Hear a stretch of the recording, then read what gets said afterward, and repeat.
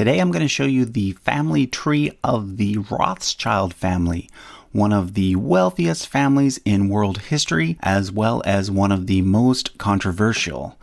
This video is part one of a two-part collaboration with fellow YouTuber Mr. Beat.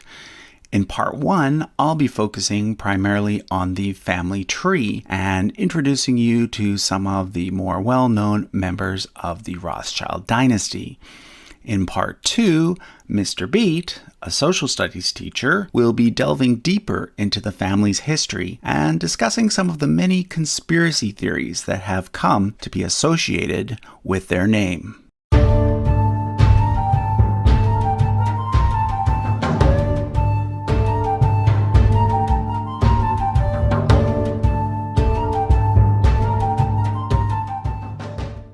So first of all, the name Rothschild comes from the German for red shield. It's a reference to the fact that the family originally used a red shield as an identifying mark on their house. Their story begins in Germany with this individual here, Meyer Amschel Rothschild, who was initially a dealer in rare coins and an apprentice banker.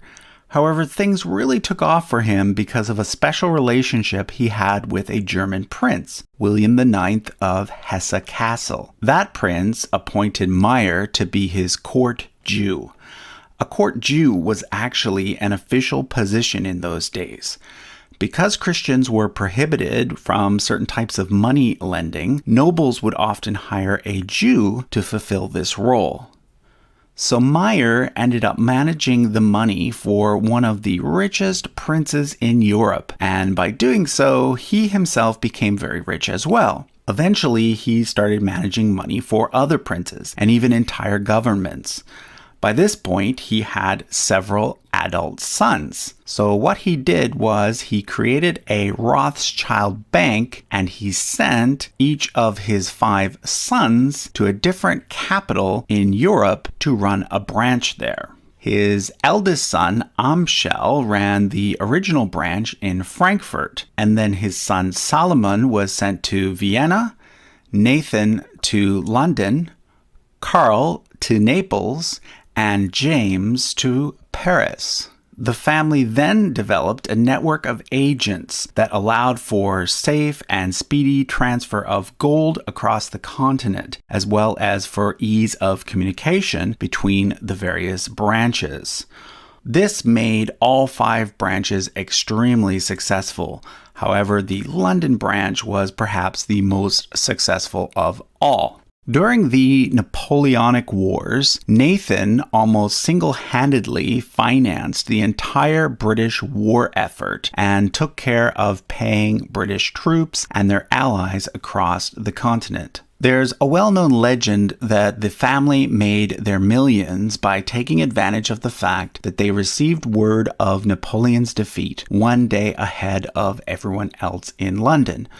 But that story is not actually true. Although they did receive word of the defeat before everyone else, they didn't actually make money off that fact. What they did make money off of is accurately predicting what would happen in European markets over the next several years and making the right investments based on those predictions. So by the 1820s, the Rothschilds were the wealthiest family in Europe, and they continued to be hugely influential within the world of international finance throughout the 19th century. The 5 brothers were given the title of Baron by the Emperor of Austria, which is why you often see the German von or a French de before their last name. Nathan, being based outside of the continent, was one of the few that did not use the title. So let's look at the 3rd generation Rothschilds. Almost all of the males in the 3rd generation married one of their female first cousins. This ensured that the dynasty's wealth stayed within the family. So, for example, Anselm, the firstborn son of Solomon, married his cousin Charlotte, the daughter of Nathan.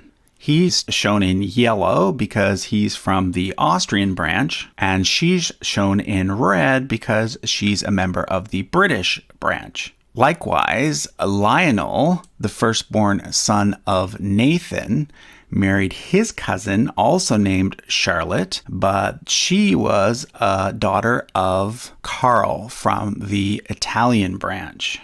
So let's look at each one of these branches in turn. The eldest son never married, so when he died, the original Frankfurt branch was taken over by two of the sons of Karl from the Italian branch. These two individuals here. The middle son took over the Italian branch. But none of these individuals had heirs. So eventually, both the Frankfurt branch and the Naples branch closed. Let's look at the Austrian branch next. With the death of Amschel Rothschild, the Austrian branch became the senior branch, and the eldest son of Solomon became the most senior male in the family. By the time we get to the fourth generation, these people were born directly into extreme wealth. Therefore, some of them weren't necessarily interested in the hard work of running a major bank. They were more interested in collecting art, building mansions, and pursuing their hobbies. This was the case for the firstborn son, Nathaniel. The second son, Ferdinand, actually moved to Great Britain and eventually served as a member of parliament there. So it was the third son, named Albert, who ended up taking over the Austrian branch. He married a cousin from the French branch. From there, Albert's sons took over the business in Vienna. On the chart, I've only shown one of these sons, but there were a few others as well. However, the fortunes of this entire branch of the family declined quickly in the 20th century due to three major events. First of all, Austria lost World War I, and therefore many of their debtors defaulted on their loans. Second, they were hit hard by the Great Depression, and in fact were one of the first banks to declare bankruptcy. Third, and most devastating of all, most of their assets were seized when the Nazis came to power. In fact, one of the brothers, Louis de Rothschild, who I've shown here, was captured by the Nazis and ransomed for $21 million. That's almost $350 million in today's dollars, perhaps the largest ransom ever paid. The last male member of the Austrian branch died in 1976, which is why the British branch is currently the most senior branch today. But we're going to skip the British branch for now and quickly look at the last two branches first. I've already mentioned that the Italian branch eventually fizzled out. They intermarried with the British branch, though, so their legacy lives on through that connection. That leaves the French branch. That branch is the only one other than the senior British branch that still exists today. It started with James, the youngest of the five original brothers. He married his niece, Betty, who was the daughter of his brother Anselm. They had 4 sons, 3 of whom have male line descendants still living today. The third son, Solomon, actually ended up in America.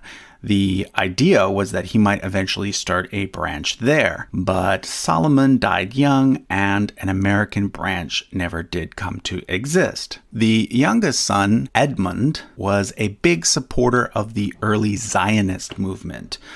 Long before the Holocaust and decades before the British occupation of Palestine, Edmund purchased land from the Ottomans and helped fund the first Jewish settlement in what is today the State of Israel. His son James would later bequeath the funds that went on to be used to build the Knesset building in Jerusalem, which today houses the Israeli parliament. However, the main branch of the French family is this one here. It is currently led by David de Rothschild. In 2003, the main Rothschild company in France merged with the main Rothschild company in Britain, with David being made chairman. So in terms of the actual business side of the Rothschild empire, David, this individual here, is kind of the head of the family. He also serves as the chairman of the World Jewish Congress, an international organization based in New York that represents Jewish diplomatic interests across the globe. Okay, I've left the British branch for last because it was the most successful, is currently the senior branch, and it's the branch that people in the English-speaking world are most familiar with. It starts with Nathan Rothschild, third son of Meyer Amschel. As I mentioned earlier, he earned a lot of money for the family's firm in the years following Napoleon's defeat. What's less known, though, is he was also involved in ending slavery in the UK, using millions of dollars to help buy and free slaves. Nathan had 4 sons. 2 of them were engaged in politics as well as finance and served as members of parliament. Initially, Lionel was elected but unable to sit in parliament because he was a Jew. However, laws were changed, and in 1958, he became the first Jew to actually sit in parliament, his brother Meyer and his son Nathan joining him shortly thereafter. I'll also point out this brother here, Anthony. He was the first Rothschild to be granted a British hereditary title. He was made a baronet, which is slightly lower than a baron and meant that he was still a commoner, but it was an important title nonetheless. He did not have any sons, though, so his title passed to his nephew, Nathan. Nathan was later upgraded to the title of Baron, and thus became the first Rothschild to become a member of the British nobility, and also the first Jew to sit in the House of Lords. Nathan, as the senior-most heir of his grandfather Nathan, was also head of the British branch, like his father was before him. He was also involved in funding Cecil Rhodes, founder of Rhodesia and the De Beers Diamond Company. You'll notice here that Nathan married a cousin from the Italian branch of the family. He was followed by his son Walter, who was the second Baron Rothschild.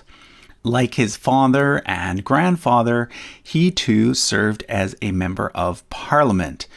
He is mostly remembered for his association with the Balfour Declaration, which he helped to write and which was presented to him in 1917 by the British Foreign Secretary Arthur Balfour. It was the first official statement by the British government in support of the creation of a national homeland for the Jewish people in Palestine. However, not all of the Rothschilds were Zionists. This cousin here, who also served as an MP, was actually against the creation of a Jewish state, and he created the League of British Jews to oppose it. But back to Walter. Walter had no legitimate children, so the next Baron Rothschild was his nephew, Victor. Victor was a member of MI5 during World War II and was an advisor to many British prime ministers up to and including Margaret Thatcher, although at one point he was suspected to be a Soviet spy. He, however, was cleared of those charges. He was followed by his son Jacob, who is the 4th and current Baron Rothschild, currently also the most senior male member descendant of Meyer Amschel Rothschild.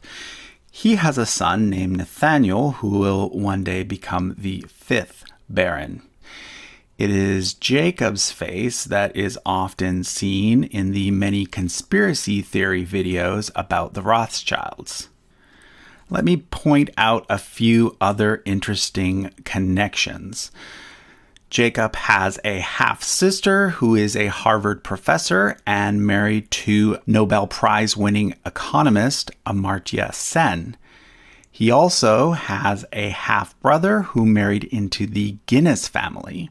Yes, the family of beer and Book of Records fame. They had 3 children. Their son married into the Hilton family of hotel fame and is the brother-in-law of Paris Hilton. Their daughters married the Goldsmith brothers, one of whom is currently a British MP. On the business side of things, the running of the actual company established by Nathan Rothschild eventually came to be run by this branch of the family here. Most recently, Evelyn Rothschild, who also served as the personal financial advisor to Queen Elizabeth. In the 1980s, there was a family feud between Jacob and Evelyn that ended in Jacob leaving the original company. Later, after Evelyn retired, the British firm eventually merged with the French branch, as I mentioned earlier, and is currently being run by David de Rothschild. If you go to their website, Rothschild.com, you'll notice that there are links to 2 main Rothschild companies. Rothschild & Co. is that original company started by Nathan, now run by David de Rothschild. Edmond de Rothschild is a company run by a junior part of the French branch and is currently run by Benjamin de Rothschild. You can see that the company name is named after his father. Interestingly, if you do a search on the Forbes list of billionaires, he's the only member of the Rothschild family that you will find. So that was a quick look at the Rothschild dynasty. Are they super rich? Yes, they certainly are. Do they currently own $500 trillion as the conspiracy theorists claim? No, they most certainly do not. Were they extremely influential in global politics during the 19th century? Yes, they certainly were. Do they currently pull all the strings when it comes to world politics today? No, they most certainly do not. At the end of the day, their story, like that of the non-Jewish Rockefellers or Waltons, is primarily a story of rags to riches. That they often find themselves at the center of so many conspiracy theories really boils down to anti-Semitism, exaggeration, and the failure of many people to understand how modern economics really works. I encourage you to click on the link at the end of this video or in the description, which will take you to part 2 of this collaboration. There, Mr. Beat will tackle the history of the family in a little more depth, and also some of the conspiracy theories connected to the dynasty. If you find history, genealogy, and monarchies interesting, be sure to subscribe to the channel. If you check the playlists, you'll find that I have videos covering the family trees of famous dynasties from all over the world. And to see what else I'm up to, follow me on Twitter or Instagram. Thanks for watching.